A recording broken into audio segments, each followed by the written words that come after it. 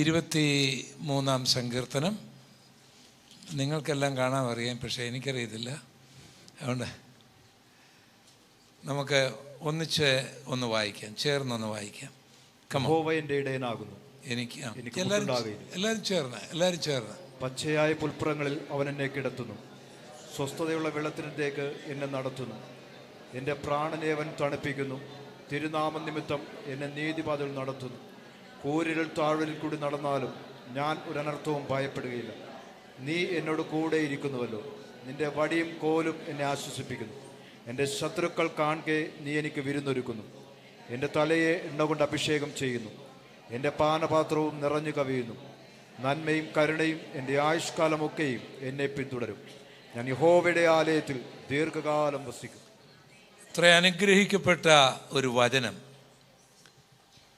എന്നെ നടത്തുന്നു, സ്വസ്ഥതയുള്ള വെള്ളത്തിൻ്റെ അരികിലേക്ക് എന്നെ നടത്തുന്നു, നീതിപാതകളിൽ നടത്തുന്നു, ആശ്വസിപ്പിക്കുന്നു, എണ്ണ കൊണ്ട് അഭിഷേകം ചെയ്യുന്നു.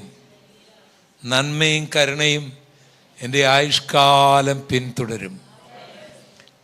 എത്ര അനുഗ്രഹിക്കപ്പെട്ട വചനമില്ലേ? ഇതൊക്കെ നമ്മുടെ ജീവിതത്തിൻ്റെ അനുഭവങ്ങളാണ്.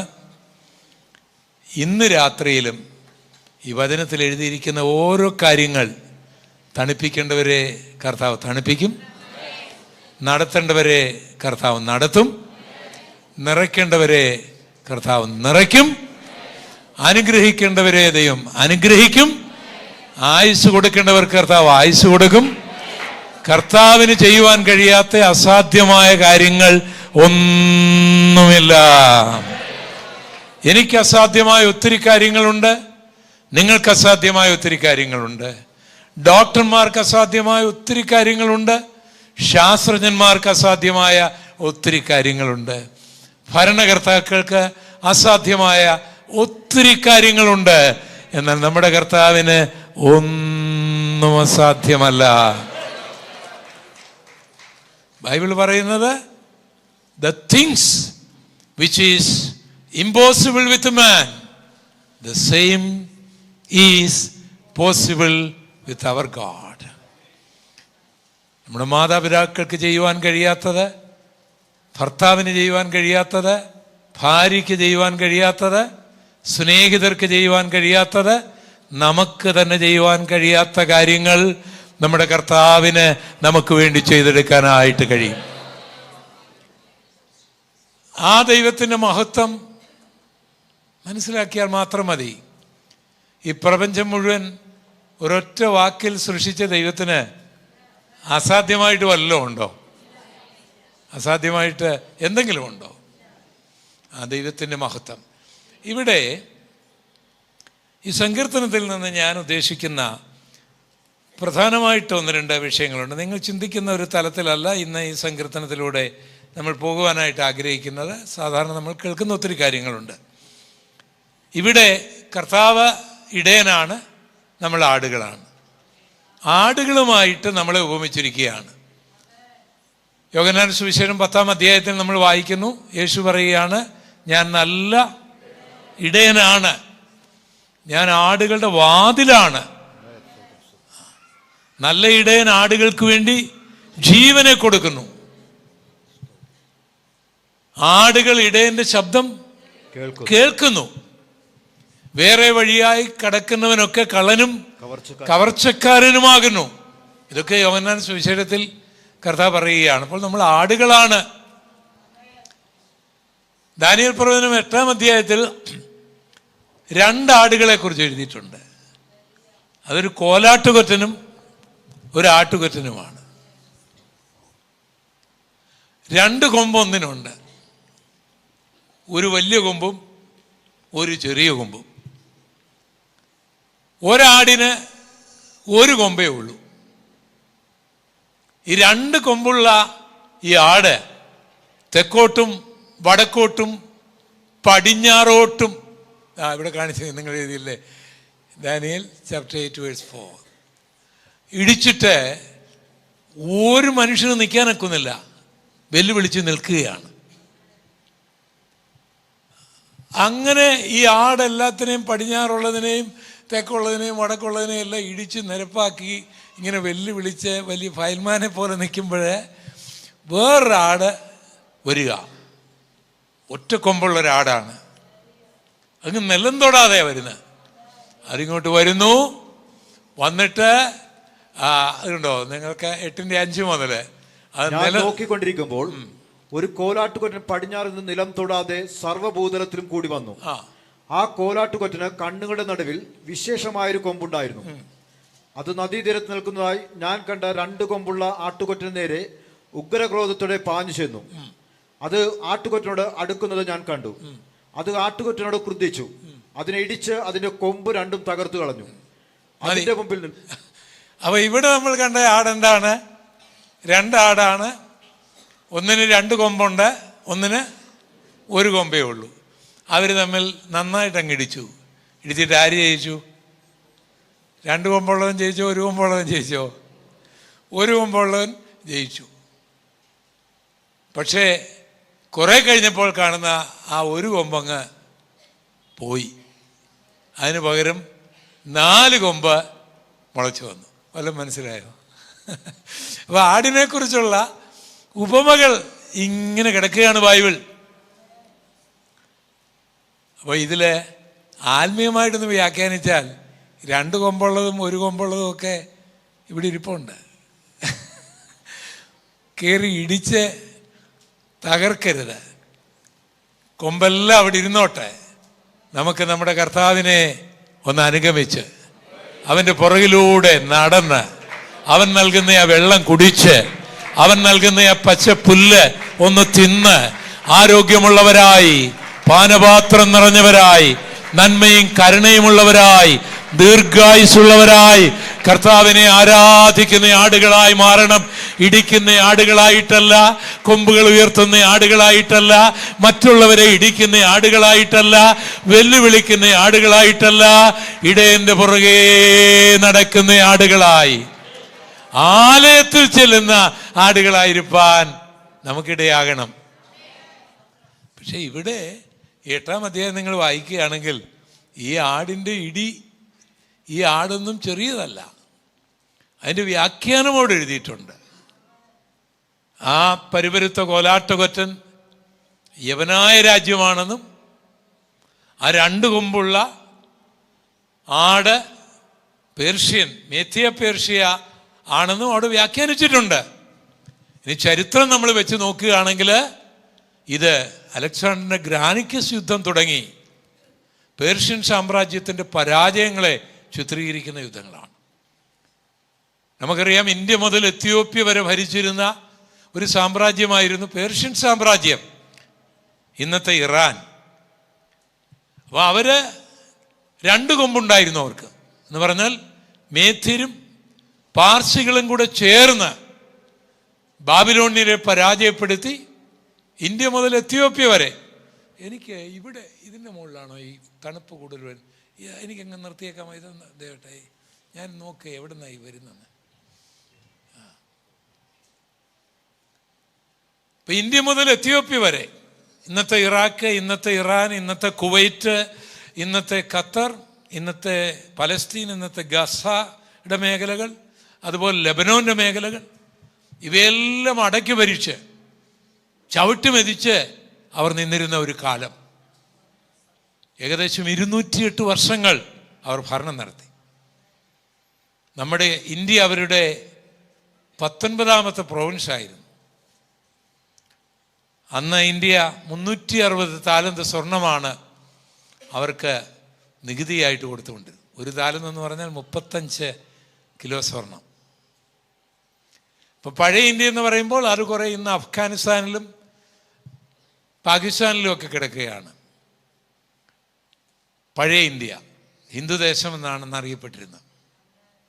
അപ്പോൾ അതിനെ ചിത്രീകരിക്കുന്നതായിരുന്നു ഈ ആട്ടം. അത് അവിടെ തന്നെ എഴുതിയിട്ടുണ്ട്. എന്നാൽ ഒറ്റക്കൊമ്പുള്ള ഒരു രാജ്യം അലക്സാണ്ടറിന്റെ നേതൃത്വത്തിൽ ഇവരോട് ഗ്രാനിക്കസ് യുദ്ധം തുടങ്ങി. നിങ്ങൾ ചരിത്ര വിദ്യാർത്ഥികൾ പഠിച്ചിട്ടുണ്ട്. പേർഷ്യക്കാരെ പരാജയപ്പെടുത്തി അലക്സാണ്ടറിന്റെ സാമ്രാജ്യം ഇവിടെ ഉണ്ടായി. പക്ഷേ അദ്ദേഹം വളർന്നു കഴിഞ്ഞപ്പോൾ ആ കൊമ്പൊടിഞ്ഞു പോയി. ഇപ്പം ഇന്ത്യയിൽ നിന്ന് അലക്സാണ്ടർ താമസിച്ച സ്ഥലങ്ങളിലൊക്കെ ഞാൻ പോയിട്ടുണ്ട്. യാത്ര ചെയ്ത് മടങ്ങി ബാഗ്ദാദിൽ നിന്നൊരു 98 കിലോമീറ്റർ അകലെ ബാബിലോണിൽ വെച്ച് അദ്ദേഹം മരിക്കുകയാണ്. പിന്നീട് ആ രാജ്യത്തിൽ 4 ഭരണകർത്താക്കളുണ്ടായി: സെലൂക്കസ്, ടോളമി, കാസൻഡർ, ലിസിമാക്കസ്.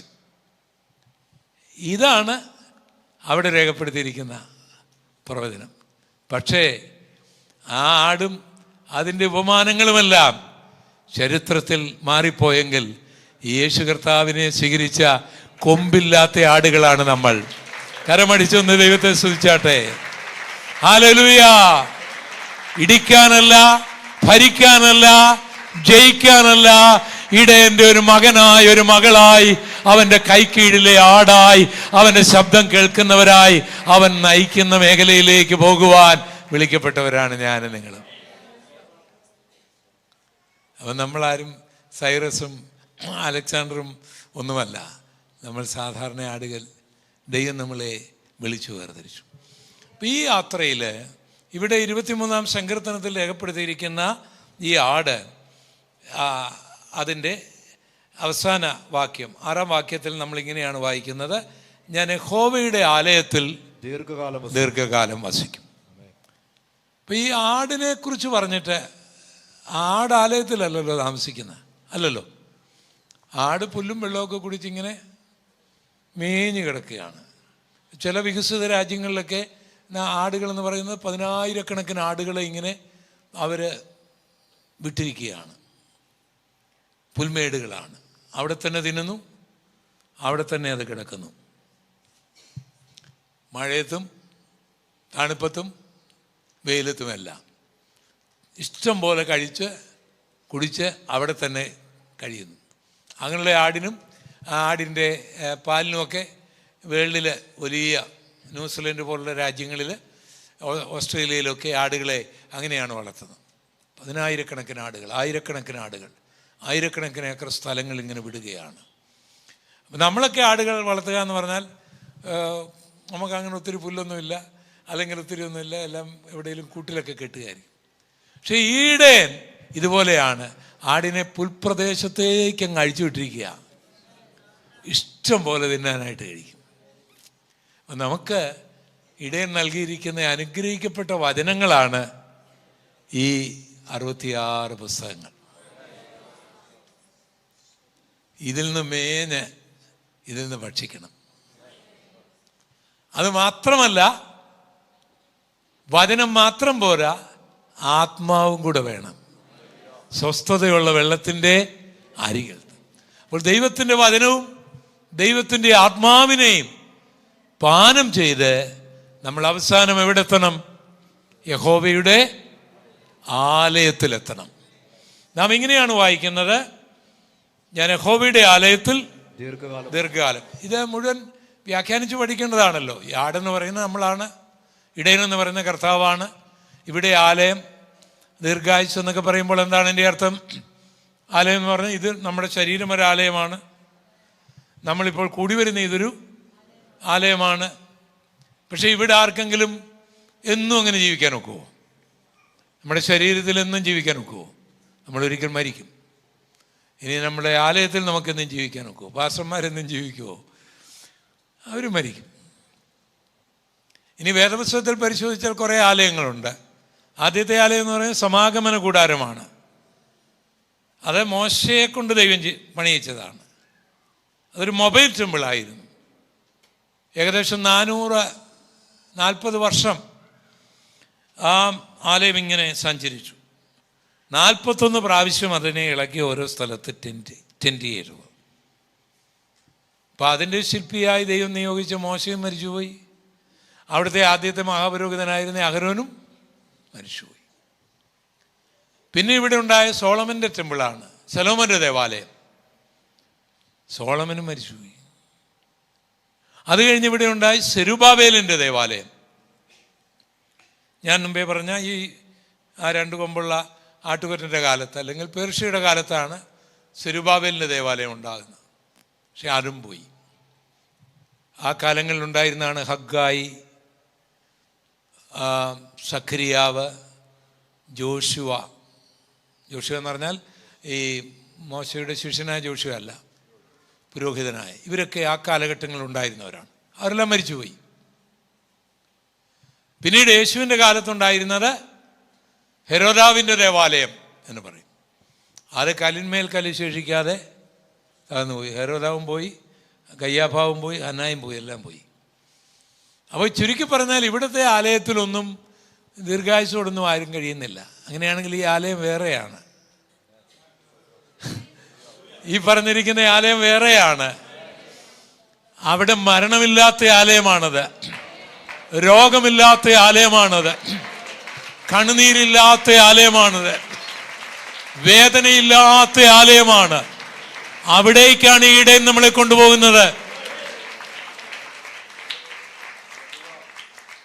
അവിടെയാണ് നമ്മൾ പോകേണ്ടത്. അത് വെളിപ്പാട് പുസ്തകം 21-ാം അധ്യായവും 21, 22 അധ്യായത്തിൽ എഴുതിയിട്ടുണ്ട്. അപ്പോൾ നിങ്ങൾ ഈ ഉപവാസ പ്രാർത്ഥന അത് വായിക്കണം. അത് മനോഹരമായൊരു ദേവാലയം. ആ ദേവാലയം സ്വർഗത്തിൽ പണിതിട്ട് ഭൂമിയിലോട്ട് ഇറക്കിക്കൊണ്ടിരിക്കുക. ഇപ്പോഴേ ഈ കൺസ്ട്രക്ഷൻ ഫീൽഡുകളിലൊക്കെ നമ്മുടെ ഇവിടെ അത്ര ആയിട്ടില്ലെങ്കിലും വികസിത രാജ്യങ്ങളിലൊക്കെ 10 or 20 നില കെട്ടിടങ്ങൾ.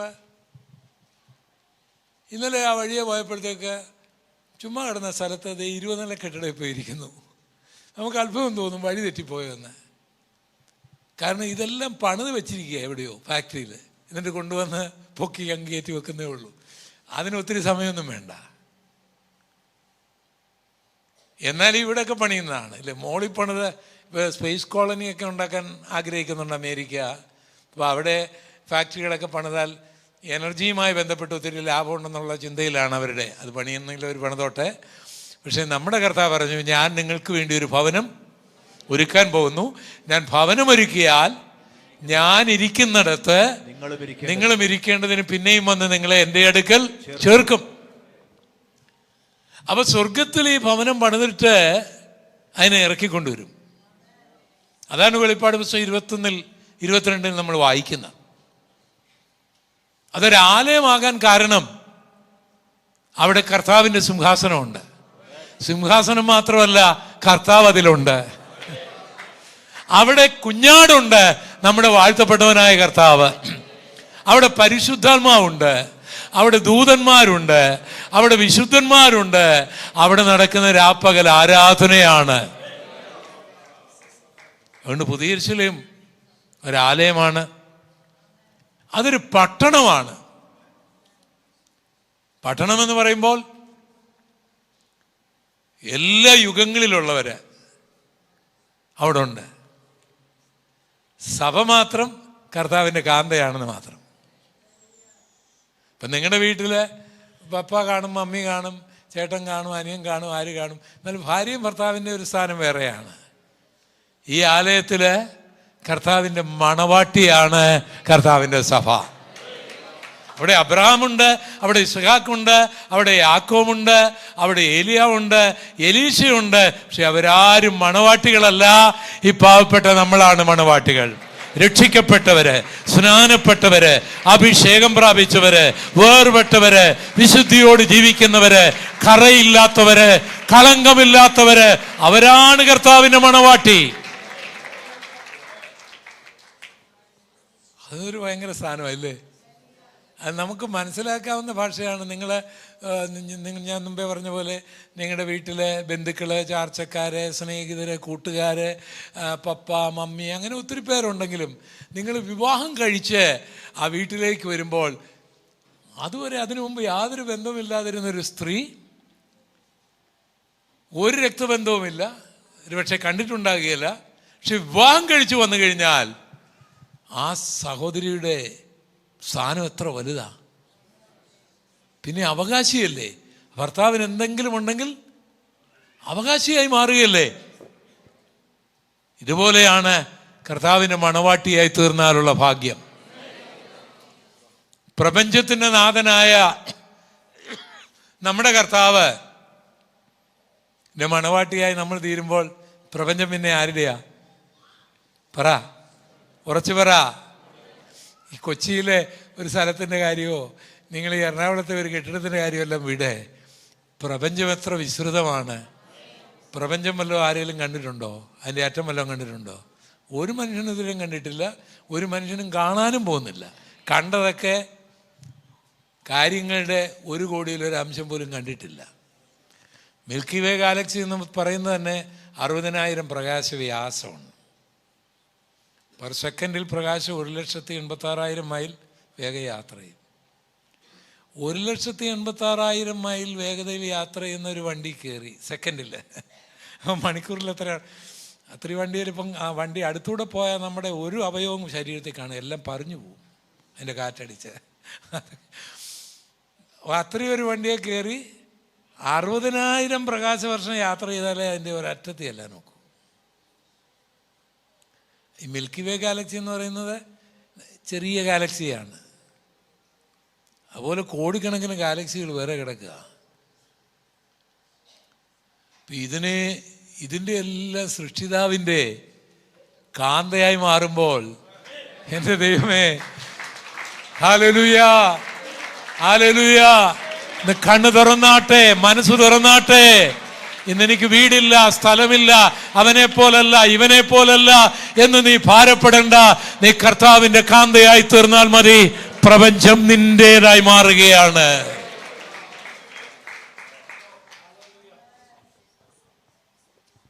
നക്ഷത്രങ്ങളൊക്കെ കണ്ടുകൊണ്ട് ചുമ്മാ നടക്കരുത്. അയ്യോ, ഇതൊക്കെ എൻ്റെ കർത്താവ് സൃഷ്ടിച്ചത് എൻ്റെ സ്വന്തമാകാൻ പോവുകയാണല്ലോ എന്ന് പറഞ്ഞുകൊണ്ട് വേണം നടക്കാനായിട്ട്. അന്നേരം പിന്നെ ഈ ഭൂമിയിലുള്ളതൊന്നും നമുക്ക് വലുതായി തോന്നുകയില്ല. 1987 ഞാൻ ആദ്യം ഈ വേൾഡ് ട്രേഡ് സെൻറ്ററിൻ്റെ മുകളിൽ കയറിയത്. അപ്പോൾ 87 അന്ന് ലോകത്തിലെ ടോളസ്റ്റ് ബിൽഡിങ്ങാണ് വേൾഡ് ട്രേഡ് സെൻറ്റർ എന്ന് പറയുന്നത്. അപ്പം അതിന് മുകളിൽ ഒരു എബ്രഹാം സാറ് ടിക്കറ്റ് എടുത്ത അച്ഛൻ, പാസ്റ്ററൊന്നും വിളിക്കും അദ്ദേഹത്തെ, ന്യൂയോർക്കിൽ. അദ്ദേഹം എന്നെ കൊണ്ടുപോയി. അപ്പോൾ അവിടെ കൊണ്ടുപോയപ്പോഴേ, അതിന് മുകളിൽ കയറിയപ്പോഴേ, താഴെ മൻഹാട്ടൻ സിറ്റി, ഈ വലിയ ട്രക്കും എല്ലാം വെറും തീപ്പെട്ടി പോലെയാണ് നമുക്ക് തോന്നുന്നത്. അത്ര ഉയരമാണ്. അപ്പം ഒരു സായിപ്പ് ഇത് കണ്ട്, അവർക്ക് ചിലർ അങ്ങനെയാണല്ലോ, സന്തോഷം അങ്ങോട്ട് വന്നപ്പോൾ അയാൾ ഷൂളോ അടിക്കുകയോ എന്തൊക്കെയോ പറയുകയോ സന്തോഷിക്കുക. അപ്പം ഞാൻ അദ്ദേഹത്തിൻ്റെ അടുക്കൽ ചെന്ന്, സായിപ്പിനോടൊക്കെ നമ്മൾ സംസാരിക്കുമ്പോൾ പെർമിഷനൊക്കെ മേടിച്ച് വേണം സംസാരിക്കാൻ, എക്സ്ക്യൂസ് മീ എന്നൊക്കെ പറഞ്ഞ് വേണം നമ്മൾ സംസാരിക്കാൻ. പക്ഷേ ഞാൻ അറേഞ്ചുകാരനാണ്, എനിക്കങ്ങനെ സംസ്കാരമൊന്നുമില്ല. എനിക്കിങ്ങനെ സുവിശേഷം പറയാൻ ഇങ്ങനെ മുട്ടി വന്നതുകൊണ്ട് ഞാൻ പുള്ളിയെ അങ്ങ് തട്ടിയിട്ട് പുള്ളിയോട് പറഞ്ഞു, ഇറ്റ്സ് നത്തിങ് ബ്രദർ എന്ന് പറഞ്ഞു. അയാൾ അടിച്ചില്ലെന്നേ ഉള്ളൂ. ഒരു അപ്പം എന്നെ കണ്ടാൽ അറിയാമല്ലോ ഇന്ത്യക്കാരനാണ്. അപ്പം ഇന്ത്യക്കാരനായ ഞാൻ അയാളുടെ രാജ്യത്തിലെ ഏറ്റവും വലിയ കെട്ടിടം യാതൊരു മര്യാദ കാണിക്കാതെ അയാൾ പുറത്ത് തട്ടിയിട്ട്, ഇല്ലെന്ന് പറഞ്ഞാൽ ആരെ അടിക്കാത്ത, നിങ്ങളടിക്കുക, നിങ്ങളുടെ വലിയ കെട്ടിടം കണ്ടിട്ട് ഒന്നുമില്ലെന്ന് ഞാൻ വന്ന് പറഞ്ഞ ചുമ്മാ നമ്മൾ ചുമ്മാ വലിഞ്ഞു കയറി വന്നിട്ടേ. പക്ഷെ ഞാൻ അയാളെ ഒന്ന് കോപിപ്പിച്ചത് വേറൊരു കാര്യമായിരുന്നു. അപ്പോൾ ഇയാളുടെ ഈ മുഖമൊക്കെ വെളുത്താണല്ലോ, അത് കുറെ കൂടെ ചുമക്കുന്നതിന് മുമ്പേ ഞാൻ പറഞ്ഞു, സാർ, എൻ്റെ കർത്താവ് എനിക്ക് വേണ്ടി ഒരുക്കുന്ന പുതിയ യെരൂശലേമുമായി താരതമ്യപ്പെടുത്തുമ്പോൾ ഇതൊന്നുമില്ലെന്നാണ് ഞാൻ പറഞ്ഞത്. അയാളൊരു ക്രിസ്ത്യാനിയാണെന്ന് തോന്നുന്നു, അയാൾക്ക് അതൊക്കെ ഇഷ്ടപ്പെട്ടു. അയാൾ പറഞ്ഞു, ഹല്ലേലൂയ, നിന്റെ ഉള്ളിൽ കർത്താവ്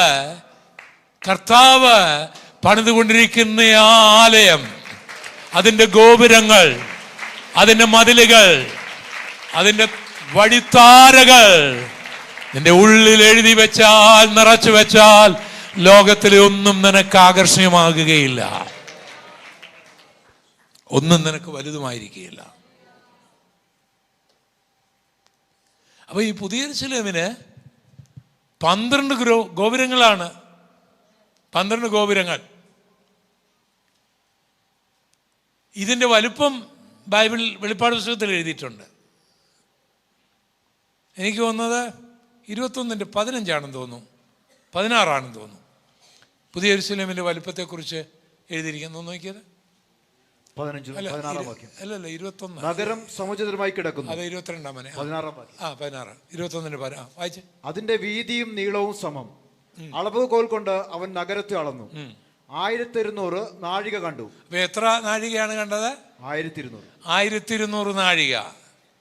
ഗ്രീക്ക് ഭാഷയിലാണല്ലോ ഇത് എഴുതിയത്. അതിൽ 12,000 സ്റ്റേഡിയം എന്നാണ് എഴുതിയിരിക്കുന്നത്. സ്റ്റേഡിയം നമ്മൾ കേട്ടിട്ടില്ലേ? സ്റ്റേഡിയം, നമുക്കിവിടെ സ്റ്റേഡിയം ഉണ്ടല്ലോ ഇല്ലേ? ഒത്തിരി സ്റ്റേഡിയം ഉണ്ട്. പക്ഷേ പണ്ട് സ്റ്റേഡിയം എന്ന് പറയുമ്പോൾ അതിനൊരു അളവുമായി ബന്ധപ്പെട്ടാണ് ഗ്രീക്കിൽ പറയുന്നത്. സ്റ്റേഡിയം എന്ന് പറയും. അപ്പം 12,000 സ്റ്റേഡിയം. 12,000 സ്റ്റേഡിയം എന്ന് പറഞ്ഞാൽ 1378 മൈലാണ്. 1378 മൈൽ എന്ന് പറയുമ്പോൾ എത്ര കിലോമീറ്ററായി? ഇവിടുന്ന് ഡൽഹിക്കപ്പുറം അങ്ങ് പോവും, ഇവിടെ നിന്ന്, കൊച്ചിയിൽ നിന്ന്. അപ്പോൾ ആ കെട്ടിടം ഹൃദയത്തിൽ തരുന്ന കൊച്ചിയിലെ വല്ലോ കെട്ടിടവും മുഴുത്തായിട്ട് തോന്നുമോ? കൊച്ചിയിൽ നിന്ന് ഈ കെട്ടിടത്തിൻ്റെ ഒരറ്റത്തുനിന്ന് മറ്റൊരറ്റം വരെ യാത്ര ചെയ്യണമെങ്കിൽ, ട്രെയിനിലാണെങ്കിൽ എത്ര ദിവസം വേണം? 2 ദിവസം 3 ദിവസം വരും വേണമല്ലേ? പ്ലെയിനിലാണെങ്കിലോ 2-3 മണിക്കൂറെങ്കിലും വേണ്ടേ? ഈ കെട്ടിടത്തിൻ്റെ ഒരറ്റത്തുനിന്ന് ഒരറ്റത്ത് പോകുന്ന കാര്യം ഞാൻ പറഞ്ഞ. അതിന് മുമ്പ് വൈറ്റ് ഹൗസ് വല്ലതും ഉണ്ടോ? നമ്മുടെ ട്രംപ് പോയി താമസിക്കാൻ പോകുന്ന വൈറ്റ് ഹൗസ് അതിനേക്കാൾ വലുതാണോ? നമ്മുടെ രാഷ്ട്രപതി ഭവൻ അതിനേക്കാൾ വലുതാണോ? മൈസൂർ കൊട്ടാരം അതിനേക്കാൾ വലുതാണോ? ആരുടെയും വീട് അതിനേക്കാൾ വലുതാണോ? അത്ര വലിയൊരു ആലയത്തിൽ ആരാധിക്കാൻ വിളിക്കപ്പെട്ടവരാണ് നമ്മൾ. ഹല്ലേലൂയ! ഇതൊന്നും കെട്ടുകഥകളല്ല, ഇത് ബൈബിളിൽ എഴുതിയിരിക്കുന്ന യാഥാർത്ഥ്യങ്ങളാണ്. അവിടേക്കാണ് നമ്മളെ ഈ കർത്താവ് കൊണ്ടുവന്നത്. 22:4 മുതൽ ഒന്ന് നോക്കിയേ, എന്താണ് അവിടെ എഴുതിയിരിക്കുന്നത്? അവർ അവന്റെ മുഖം കാണും, അവന്റെ നാമം അവരുടെ നെറ്റിയിലിരിക്കും. അടുത്തത്, ഇനി രാത്രി ഉണ്ടാകുകയില്ല. അവിടെ എന്താ ഉണ്ടാകുകയില്ല? രാത്രി ഉണ്ടാകുകയില്ല. അടുത്ത, ദൈവമായ കർത്താവ് അവരുടെ മേൽ പ്രകാശിക്കുന്നു. പ്രകാശിക്കുന്നത് കൊണ്ട് വിളക്കിന്റെ വെളിച്ചമോ സൂര്യന്റെ വെളിച്ചമോ അവർക്ക് ആവശ്യമില്ല. അടുത്തത്, അവർ എന്നേക്കും രാജാക്കന്മാരായിരിക്കും. അടുത്തത്, പിന്നെ അവൻ എന്നോട്, മതി, വായിച്ചോ. ഈ വചനം വിശ്വാസയോഗ്യം സത്യവുമാകുന്നു. ഈ വചനം വിശ്വാസ യോഗ്യമാണ്. ലോകത്തിൽ വിശ്വാസയോഗ്യമായ എന്തെങ്കിലും ഉണ്ടെങ്കിൽ അത് കർത്താവിൻ്റെ വചനമേ ഉള്ളൂ. നമുക്ക് വളരെ ഓതൻറ്റിറ്റിക്കായിട്ടൊക്കെ തോന്നുന്ന ശാസ്ത്രജ്ഞന്മാരുടെ ചിന്തകൾ നിശ്ചയമായിട്ടും ഈ ലോകത്തിൻ്റെ ഇത്രയും വലിയ പുരോഗമനത്തിന് കാരണം ശാസ്ത്രജ്ഞന്മാരാണ്. ദൈവം അവരെ ഉപയോഗിച്ചതാണ്. ഇല്ല, ഇപ്പം തന്നെ ഈ മൈക്രോഫോണൊക്കെ ഇതൊക്കെ നമ്മൾ കണ്ടുപിടിച്ചതാണോ? അല്ലല്ലോ. അപ്പോൾ ഇന്നത്തെ ലോകത്തിൻ്റെ ആ പുരോഗമനത്തിന് വിദ്യാഭ്യാസ മേഖലകളോടും ശാസ്ത്രജ്ഞന്മാരോടുമൊക്കെ നമുക്ക് ആദരവുണ്ട്, ബഹുമാനമുണ്ട്. ദൈവം ഇനി അവരെ അനുഗ്രഹിക്കട്ടെ. പക്ഷേ അവർ പറഞ്ഞതെല്ലാം ശരിയാണെന്നില്ല, അവർ പറഞ്ഞതെല്ലാം തെറ്റുമുണ്ടില്ലേ. ഉദാഹരണമായിട്ട് ഒരു കാലത്ത് പ്ലാസ്റ്റിക് കണ്ടുപിടിച്ചപ്പോൾ ഭയങ്കര കാര്യമല്ലായിരുന്നു. ഇപ്പോൾ അത് എവിടെ ഒതുക്കുന്നോർത്തോ ഓടി നടക്കുക, ശാസ്ത്രം പുരോഗമിച്ചപ്പോൾ ഇല്ലേ. പണ്ട് കാലത്ത് ഉപയോഗിച്ചിരുന്ന പല മരുന്നുകളും ഇപ്പോൾ മാരകമാണെന്ന് എല്ലാവർക്കും, അതൊക്കെ ഒരു കാലത്ത് കണ്ടുപിടിച്ച് ഉപയോഗിച്ചുകൊണ്ടിരുന്നതാണ് അല്ലേ. അപ്പോൾ പലതും വിശ്വാസയോഗ്യമല്ല. ഭരണകർത്താക്കൾ തന്നെ ചില കാര്യം ചിലപ്പം പറഞ്ഞിട്ട് പിന്നെ അത് ശരിയല്ലാതെ വരുന്നില്ലേ. നമ്മുടെയും വാക്ക് വിശ്വാസയോഗ്യമാകണമെന്നില്ല. വിശ്വാസയോഗ്യമായിട്ട് എന്തെങ്കിലും ഈ ഭൂമിയിലുണ്ടെങ്കിൽ അത് കർത്താവിൻ്റെ വചനം മാത്രമേ ഉള്ളൂ. Hallelujah, hallelujah. നമുക്ക് കണ്ണടച്ച് വിശ്വസിക്കാൻ കൊള്ളാവുന്നത്, ധൈര്യമായി വിശ്വസിക്കാൻ കൊള്ളാവുന്നത് ഈ വചനം മാത്രമാണ്.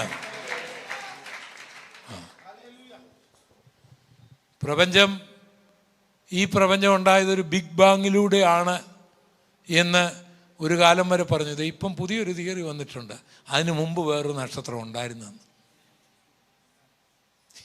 ഇനി എന്തെല്ലാം നമ്മൾ കേൾക്കും, ഇനി എന്തെല്ലാം നമ്മൾ അറിയും.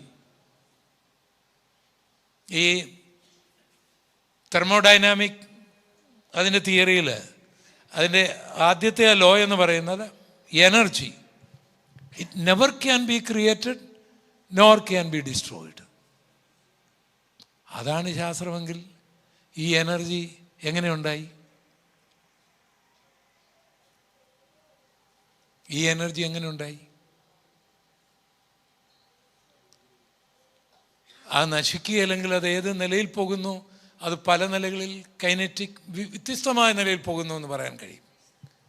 അപ്പോൾ ഒരു തിയറിയെ മറ്റൊരു തിയറി കൊണ്ട് ഖണ്ഡിക്കാൻ കഴിയും, ഒരു ചിന്ത മറ്റൊരു ചിന്ത കൊണ്ട് ഖണ്ഡിക്കാൻ കഴിയും. ഒരു പുരോഗമനത്തിന് മുൻപിൽ ചിലത് തെറ്റായിട്ട് പോകും. ഈ വിജ്ഞാനകോശങ്ങളൊക്കെ നോക്കുന്നവർ ഏറ്റവും കൂടുതൽ ഉപയോഗിക്കുന്ന ബ്രിട്ടാനിക്കയുടെ വിജ്ഞാനകോശമാണ്. ഭയങ്കര ജ്ഞാനമാണ് അതിനകത്തിരിക്കുന്നത്. അത് നിശ്ചയമായിട്ടും നമ്മളെക്കാളൊക്കെ അറിവുള്ളവരത് എഴുതിയതാണ്. പക്ഷെ ബ്രിട്ടാനിക്കയിൽ അതിൻ്റെ എട്ടാമത്തെ അവരുടെ പബ്ലിക്കേഷനിൽ അവർ എഴുതിയ ഒരബദ്ധം പിന്നീട് തിരുത്തിയ ഒരു കാര്യം ഞാൻ പറയാം. അതിതാണ്, യെശയ്യാപ്രവചനം 20 ഈ അശൂർ ഭരണകർത്താക്കളിൽ സെർഗോൻ എന്ന് പറയുന്നൊരു ഭരണകർത്താവിനെ കുറിച്ച് എഴുതിയിട്ടുണ്ട്. അപ്പോൾ അശൂർ സാമ്രാജ്യത്തെക്കുറിച്ച് പഠിച്ചവർ സെർഗോൻ എന്ന് പറയുന്നൊരു ഭരണകർത്താവില്ലായിരുന്നു എന്ന് സമർത്ഥിച്ചവർ എഴുതിയിട്ട് പിന്നീട് പുരാവസ്തു ഗവേഷകന്മാർ കുഴിച്ചു ചെന്നപ്പോൾ അശൂർ സാമ്രാജ്യത്തിലെ ആൾക്കാർ ഭരണകർത്താക്കളിൽ ഏറ്റവും പ്രസിദ്ധനായിരുന്നു സെർഗോൻ എന്ന് കണ്ടുപിടിക്കുകയും ബ്രിട്ടാനിക്ക പിന്നെ അത് തിരുത്തുകയും ചെയ്തിട്ടുണ്ട്.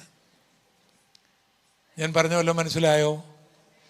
എത്ര വലിയ പുള്ളി പറഞ്ഞാലും, എത്ര വലിയ ശാസ്ത്രജ്ഞൻ പറഞ്ഞാലും, എത്ര വലിയ ഡോക്ടർ പറഞ്ഞാലും, എത്ര വലിയ എഞ്ചിനീയർ പറഞ്ഞാലും, എത്ര വലിയ പ്രധാനമന്ത്രി പറഞ്ഞാലും അതിലൊക്കെ അബദ്ധങ്ങൾ ഉണ്ടാകാം. ഞാൻ പറയുന്ന വാക്കുകളിൽ അബദ്ധങ്ങൾ ഉണ്ടാകാം. എന്നാൽ അബദ്ധമില്ലാത്തതും വിശ്വസിക്കാൻ കൊള്ളാവുന്നതുമായ ഒന്ന് മനുഷ്യന് ലഭിച്ചിട്ടുണ്ടെങ്കിൽ ആ സർവശക്തനായ എൻ്റെ കർത്താവിൻ്റെ വചനമാണ്. ഹല്ലേലൂയ! അത് വിശ്വാസയോഗ്യമാണ്. അത് വിശ്വാസയോഗ്യമാണ്. അങ്ങ് കണ്ണടച്ചങ്ങ് വിശ്വസിച്ചോണം. അപ്പം ആ ആലയത്തിൽ 12 ഗോപുരങ്ങൾ, മനുഷ്യനിന്ന് CN ടവറോ അങ്ങനെയുള്ള ടവറൊക്കെയാണ് കണ്ടിട്ടുള്ളത്. പക്ഷേ ഈ 12 ഗോപുരങ്ങൾ ഇവിടെ എഞ്ചിനീയർമാരും ബിൽഡിംഗ് കൺസ്ട്രക്ടേഴ്സും ഒക്കെ കാണുമല്ലോ. 1500 മൈൽ നീളമുള്ള, 1500 മൈൽ വീതിയുള്ള, 1500 മൈൽ ഉയരമുള്ള ഒരു കെട്ടിടത്തിന് ഗോപുരമുണ്ടാക്കിയാൽ ഏറ്റവും കുറഞ്ഞത് എത്ര പൊക്കം ഉണ്ടെങ്കിലേ അത് ഭംഗിയാകൂ? 5 മൈലുള്ള ഒരു ഗോപുരം ഉണ്ടാക്കിയാൽ ഭംഗിയാവുമോ? 1500 മൈലുള്ള ഉയരമുള്ളൊരു കെട്ടിടത്തിന് കുറച്ചേലും മുകളിൽ നിൽക്കണ്ടേ? ഇല്ലേ? അപ്പോൾ 1500 മൈൽ ഉയരമുള്ളൊരു കെട്ടിടത്തിൻ്റെ ഗോപുരം ഉണ്ടാക്കണമെങ്കിൽ ഏറ്റവും കുറഞ്ഞ 2000 മൈലേലും പൊങ്ങി നിൽക്കണ്ടേ? അത്ര ഗോപുരം ആരെങ്കിലും കണ്ടിട്ടുണ്ടോ? ആർക്കെങ്കിലും ഉണ്ടാക്കാൻ ഒക്കുമോ? ഈ ആലയത്തിന് അത്ര 12 ഗോപുരങ്ങളാണുള്ളത്. ഒന്ന് സ്വതം ചെയ്തേ. ഇത് വിശ്വാസയോഗ്യമാണ്. അതിൻ്റെ മതിലുകൾ രത്നക്കല്ലുകളാണ്. ഗോമേതകം, വൈഡൂര്യം, സുഗന്ധിക്കല്ല് ഇങ്ങനെ കിടക്കുകയാണ്. അത് നിങ്ങൾ ഈ 2ാം അധ്യായം ഇത് കഴിഞ്ഞൊന്ന് പഠിച്ചോണം. അതിൻ്റെ മതിലിൻ്റെ പണിയുടെ കാര്യമാണ് പറയുന്നത്. മതില് അപ്പം എത്ര കിലോമീറ്ററൊക്കെ കാണും ഒരു രത്നക്കല്ലിൻ്റെ വലിപ്പം? 500 1000 ഒക്കെ ആയിരിക്കും, നമുക്കറിഞ്ഞുകൂടാ. ഇങ്ങനൊരു ആലയത്തിൽ പ്രവേശിച്ചാൽ മരണമില്ല, ശാപമില്ല, അവിടെ പിശാചില്ല, അവിടെ രോഗികളില്ല, അവിടെ കർത്താവുണ്ട്, ദൂതന്മാരുണ്ട്, ആരാധനയുണ്ട്, വിശുദ്ധന്മാരുണ്ട്, കർത്താവിൻ്റെ സഭയുണ്ട്. ഹല്ലേലൂയ! ആ ആലയത്തിലേക്കാണ് ഈ ഇടയനാടിനെ കൊണ്ടുവന്നത്. അതിൽ കുറഞ്ഞതിലൊന്നും നമ്മൾ തൃപ്തിപ്പെടരുത്. ഈ ഇടയനെ എവിടെ കൊണ്ടുപോകും നമ്മളെ? 23-ാം സങ്കീർത്തനം അതിൻ്റെ അവസാനം എന്താണ് വായിച്ചത്? ഞാൻ യഹോവയുടെ ആലയത്തിൽ ദീർഘകാലം വസിക്കും. ഞാൻ യഹോവയുടെ ആലയത്തിൽ ദീർഘകാലം. അത് ഈ ആലയമാണ്. അവിടേക്കാണ് ഇടയൻ കൊണ്ടുപോകുന്നത്. അവിടേക്ക് തന്നെ മക്കളെ കൊണ്ടുപോകാനാണ് ഈ കർത്താവ് സ്വർഗമഹിമകളെ വിട്ടത്. കർത്താവ് നമ്മളെ രക്ഷിക്കാൻ എന്തെല്ലാം ചെയ്തു? സ്വർഗമഹിമകളെ വിട്ടു, സ്വർഗത്തിലെ സുഖ സൗകര്യങ്ങളെ വിട്ടു, സ്വർഗത്തിലെ ആരാധന വിട്ടു, ദൈവത്തോടുള്ള സമത്വം വിട്ടു, തന്നെത്താൻ ഒഴിച്ചു, വേഷത്തിൽ മനുഷ്യനായി കന്യകാസുതനായി ബേത്ലഹേമിൽ ജനിച്ചു. എന്തിനു വേണ്ടി? നമ്മളെ ആ ആലയത്തിൽ കൊണ്ടുപോകാനായിട്ട്.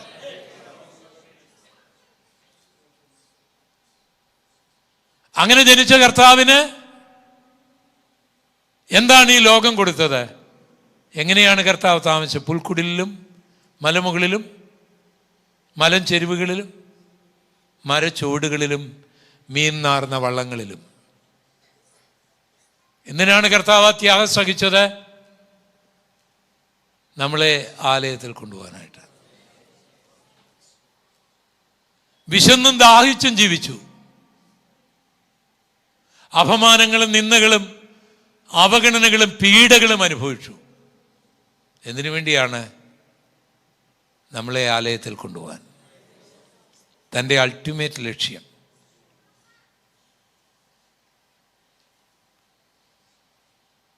പരിശുദ്ധനായ കർത്താവ് നമ്മുടെ പാപങ്ങൾ ഏറ്റുവാങ്ങി പാപമാക്കപ്പെട്ടു. വല്ല മനസ്സിലാവുന്നുണ്ടോ? നമ്മളെല്ലാം പാപം മോചിക്കപ്പെടാൻ ആഗ്രഹിക്കുന്നവരല്ലേ? നമ്മളെ ഈ ആലയത്തിൽ കൊണ്ടുപോകാൻ കർത്താവ് പാപമാക്കപ്പെട്ടു. നമ്മളെല്ലാം ശാപം മാറാൻ ആഗ്രഹിക്കുന്നവരാണ്. പക്ഷെ നമ്മുടെ ശാപങ്ങൾ ഏറ്റുവാങ്ങി അവൻ ശാപമാക്കപ്പെട്ടു. ചില അണൽ കടിച്ചു കഴിഞ്ഞാൽ ഈ രോമകൂപങ്ങളിലൂടെ വേർപ്പല്ല വരുന്നത്, രക്തമാണ് വരുന്നത്. നമ്മുടെ പാപവും ശാപവും കർത്താവിലേക്ക് വന്നപ്പോൾ തൻ്റെ രോമകൂപങ്ങളിൽ വേർപ്പല്ലുണ്ടായത് രക്തത്തുള്ളികളാണ് വീണത്. ഈ ആലയത്തിൽ നമ്മളെ കൊണ്ടുപോകാൻ നമ്മുടെ വധശിക്ഷ കർത്താവ് ഏറ്റെടുത്തു. നമ്മൾ കൊള്ളേണ്ട മുഴുവൻ ചാട്ടവാറടികളും കർത്താവ് കൊണ്ടു. നമ്മൾ ധരിക്കേണ്ട മുൾക്കിരീടം കർത്താവ് ധരിച്ചു. നമ്മൾ പിടിക്കേണ്ട പരിഹാസത്തിന്റെ ചെങ്കോൽ കർത്താവ് പിടിച്ചു. നാം ചുമക്കേണ്ട ക്രൂശ് കർത്താവ് ചുമന്നു. നാം തറയ്ക്കപ്പെടേണ്ട ക്രൂശിൽ കർത്താവ് തറയ്ക്കപ്പെട്ടു. 6 മണിക്കൂറുകൾ നമ്മുടെ മുഴുവൻ പാപത്തിൻ്റെയും ശാപത്തിൻ്റെയും ശിക്ഷ ദൈവത്തിൻ്റെ നീതിയുടെ മുൻപിൽ നിവർത്തിക്കപ്പെടുന്നത് വരെ അവൻ ക്രൂശിൽ സുബോധത്തോട് കിടന്ന് നമുക്ക് വേണ്ടി മരിച്ചു. എന്തിന്? മരണമില്ലാത്ത ഒരു ഭവനത്തിലേക്ക്, പാപമില്ലാത്ത ഒരു ലോകത്തിലേക്ക്, ശാപമില്ലാത്ത ഒരു മേഖലയിലേക്ക് ദൈവത്തെ മുഖാമുഖമായി കാണുവാൻ കഴിയുന്ന ശരീരധാരികളായി നമ്മളെ കൊണ്ടുപോകേണ്ടതിന് വേണ്ടിയായിരുന്നു കർത്താവ് ഇതെല്ലാം സഹിച്ചത്.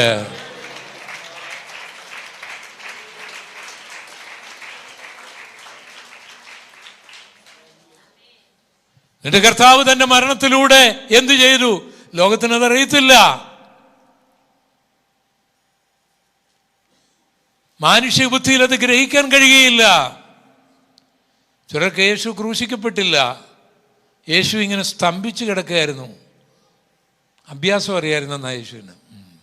ചിലർ പറഞ്ഞ് യേശു അതൊക്കെ കൂളായിട്ട് കല്ലറയിൽ നിന്ന് ഇറങ്ങി കാശ്മീരി വന്ന് താമസിച്ചെന്നാണ് പറയുന്നത്. ചിലർ പറയുന്നത് യേശു പിടിക്കാൻ വന്നപ്പോഴത്തേക്ക് തൻ്റെ മുഖം രൂപം തന്നെ കളിപ്പിച്ച യൂദായ്ക്ക് കൊടുത്തിട്ട് പുള്ളി കടന്നു കളഞ്ഞു. യൂദായെ പിടിക്കുമ്പം പുള്ളി പറയുന്നുണ്ട്, അയ്യോ ഞാനല്ലേ യേശു എന്ന്. യൂദ കഷായിച്ചു പോയെന്നാണ് പറയുന്നത്. ഇങ്ങനെ ഒത്തിരി പന്ന കഥകൾ പിശാച് ഇറക്കിയിട്ടുണ്ട്. എന്നാൽ എൻ്റെ യേശു എനിക്ക് വേണ്ടി മരിച്ചു. കരമടിച്ച് ദൈവത്തെ സ്തുതിക്കാം. ഹല്ലേലൂയ. അവൻ എൻ്റെ പാപപരിഹാരത്തിനായി മരിച്ചു. അവൻ എൻ്റെ ശാപപരിഹാരത്തിനായി മരിച്ചു. ഇനി പറയാം, യേശുവിൻ്റെ മരണം കൊണ്ട് എനിക്ക് ലഭിച്ചത് ലോകത്തിൽ ആർക്കും തരാൻ കഴിയാത്തത്. ഞാൻ പറയുന്ന വാക്കുകൾ ശ്രദ്ധിക്കണം. ഒരു ഹൈന്ദവ കുടുംബത്തിൽ ജനിച്ചു വളർന്ന ഞാൻ ഈ യേശുവിനെ പ്രസംഗിക്കുന്നതിൻ്റെ ഒരു കാരണം, ഈ യേശുവിന് തരുവാൻ കഴിയാത്ത, നിങ്ങൾക്ക് ഇവിടെ പ്രധാനമന്ത്രിയാകാനോ പ്രസിഡൻ്റ് ആകാനോ ഇവിടുത്തെ IIT-യിലോ MIT-യിലോ പഠിച്ച് റാങ്ക് ഹോൾഡറായി തീരാനോ കേംബ്രിഡ്ജിലോ എവിടെയും പോയി നിങ്ങൾക്ക് ഡോക്ടറേറ്റ് എടുക്കാനോ ഇവിടെ നിങ്ങൾക്ക് വലിയ കോടീശ്വരനാകാനോ ഇവിടെ നിങ്ങൾക്ക് ഒരു ബോളിവുഡിലോ ഹോളിവുഡിലോ താരമാകാനോ ഇവിടെ സ്പോർട്സിൽ ഒളിമ്പിക്സിലോ ഏഷ്യാഡിലോ നിങ്ങൾക്ക് കിരീടങ്ങൾ വാങ്ങാനോ എഴുത്തിൽ നിങ്ങൾക്ക് ബുക്കാർ സമ്മാനം മേടിക്കാനോ നിങ്ങൾക്ക് ഒരു രാജ്യത്തിൻ്റെ പ്രസിഡൻ്റ് ആകാനോ ഒന്നും യേശുവിനെ സ്വീകരിക്കേണ്ട ആവശ്യമൊന്നുമില്ല. കൊച്ചിയിൽ ഒരു വലിയ 10 നില കെട്ടിടമുണ്ടാകാൻ യേശുവിനെ സ്വീകരിക്കേണ്ടല്ല. ഈ കൊച്ചിയിലെ ഏറ്റവും വലിയ ധനികർ യേശുവിനെ സ്വീകരിച്ചവരല്ല. യേശുവിനെ സ്വീകരിച്ചതുകൊണ്ട് കിട്ടിയതുമല്ല. യേശുവിനെ സ്വീകരിച്ചവരെക്കാൾ കൂടുതൽ യേശുവിനെ സ്വീകരിക്കാത്തവർ ഉന്നത ഉദ്യോഗത്തിൽ ഈ കൊച്ചിയിലുണ്ട്. വലിയ വീടുള്ളവരുണ്ട്. ദൈവത്തിൽ വിശ്വസിക്കുന്നവനേക്കാൾ കൂടുതൽ യേശുവിനെ ചീത്ത പറയുന്നവന് ഈ കൊച്ചിയിൽ വലിയ കാറുണ്ട്. നിൻ്റെ കാറിനേക്കാൾ വലിയ കാറ്. ഇപ്പം കേവലം ഭൗതിക കാര്യത്തിനാണെങ്കിൽ യേശുവിനെ സ്വീകരിക്കേണ്ടതൊന്നുമില്ല. ഇവിടെ അംബാനിയും അദാനിയും യേശുവിനെ, ടാറ്റായും ബിർളയും യേശുവിനെ സ്വീകരിച്ചതുകൊണ്ടല്ല കോടീശ്വരന്മാരായത്. എന്നാൽ ഇവർക്ക് ആർക്കും തരാത്ത ചില കാര്യങ്ങളുണ്ട്. പാപം മോചിക്കുവാൻ എൻ്റെ യേശുവിന് മാത്രമേ കഴിയൂ. ശാപം മോചിക്കുവാൻ എൻ്റെ യേശുവിന് മാത്രമേ കഴിയൂ. മരണത്തിൽ നിന്നെ ഉയർപ്പിക്കുവാൻ യേശുവിന് മാത്രമേ കഴിയൂ. മരണമില്ലാത്ത ഭവനത്തിൽ നിന്നെ കൊണ്ടുപോകുവാൻ യേശുവിന് മാത്രമേ കഴിയൂ. സമാധാനം തരുവാൻ യേശുവിന് മാത്രമേ കഴിയൂ.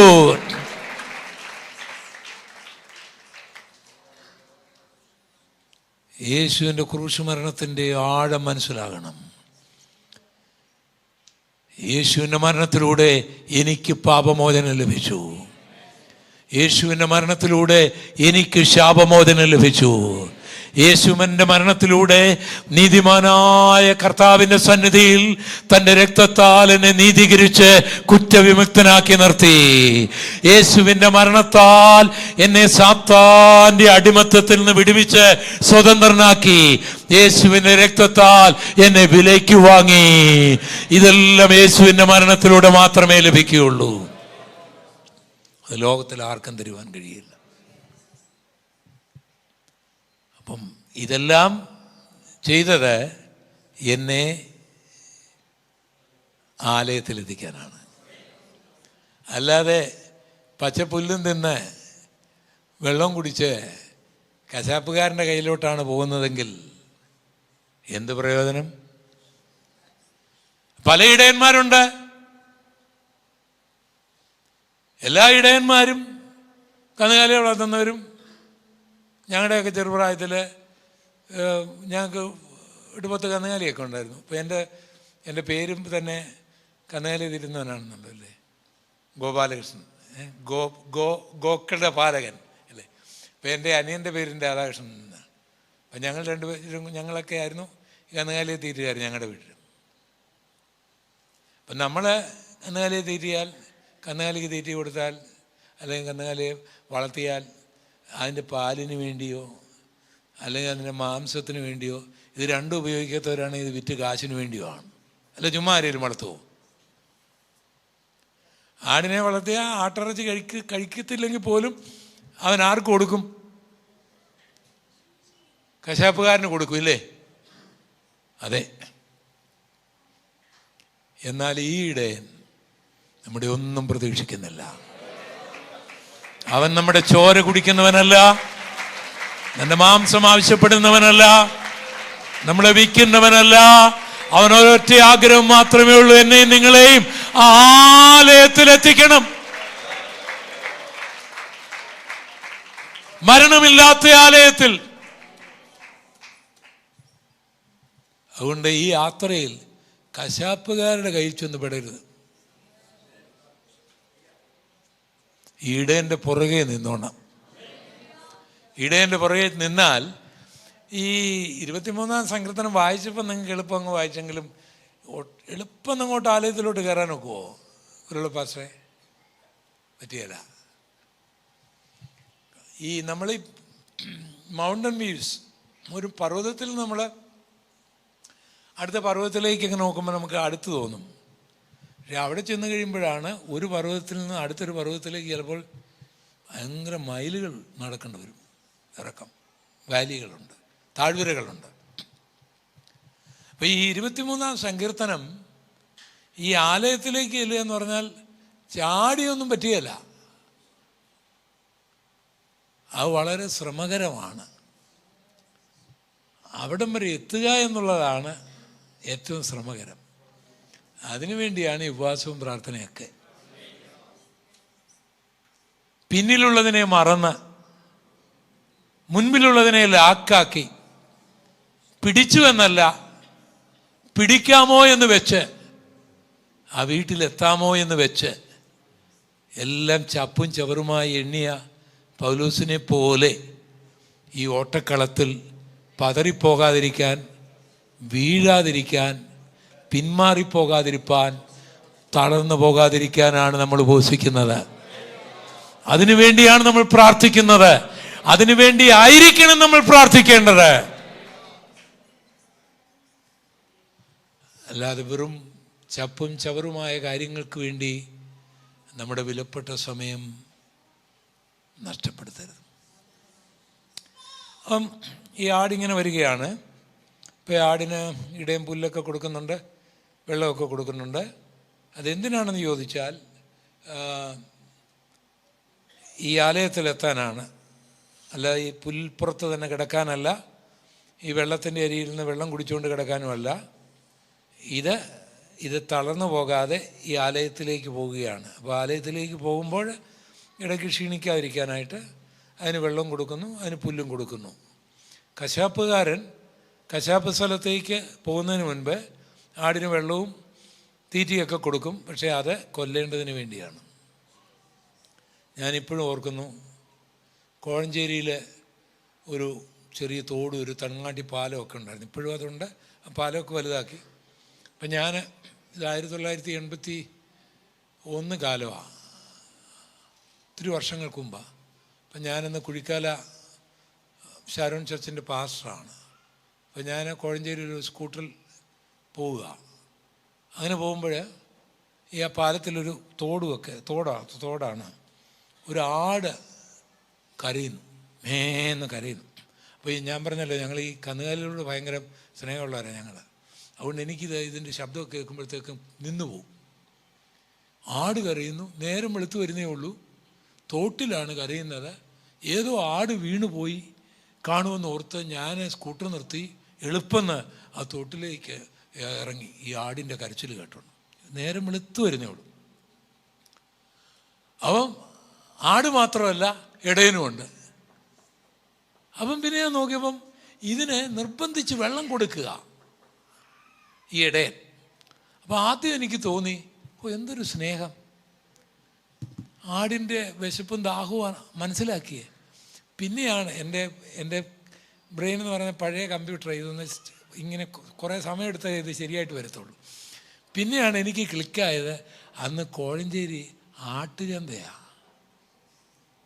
ആ ചന്തയെ വിൽക്കുന്നതിന് മുമ്പ് ഇതിന് വെള്ളം, ഇതിന് വേണ്ട, ആടിന് വെള്ളം വേണ്ട, ഇതിന് കുടിപ്പിച്ച് 1 കിലോയും കൂടെ കൂട്ടുക, വയറ് കുറേ കൂടെ വീർപ്പിക്കുക.